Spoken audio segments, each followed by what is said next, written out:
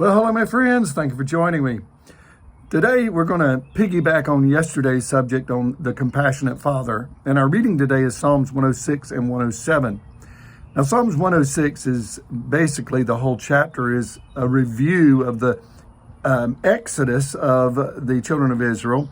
And the heading of this chapter was Give Thanks for the Lord is Good. Now, that's important because throughout the whole chapter, the author is reminding his readers of how corrupt or how much that Israel had turned their backs on God. In fact, let me begin reading in verse number 7. It says they rebelled at the Red Sea. Verse 13, they forgot his work. Verse 14, they had a craving, and of course we know that craving was for food, the Egyptian food. Verse 19, they made a calf. Verse 20, they exchanged the glory of God for an image of an ox.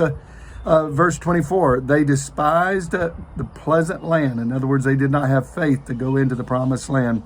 And then verse 25, they murmured. Verse 28, they yoked themselves to Baal.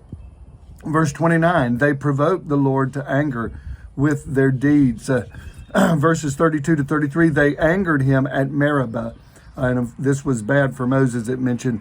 Verse 34 also, they did not destroy the people as the Lord commanded. Verse 36, they served their idols.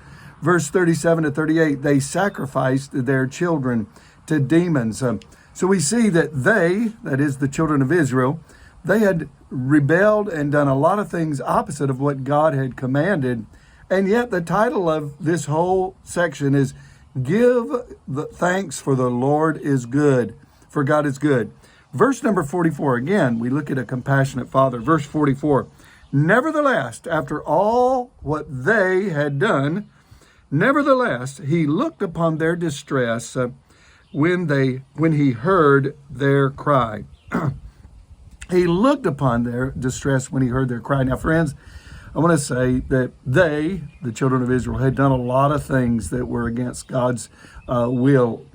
And you and I, oftentimes, we fall into the same category. We should learn from their mistake, and yet so often we get caught up in our own life and we don't learn from others' mistakes.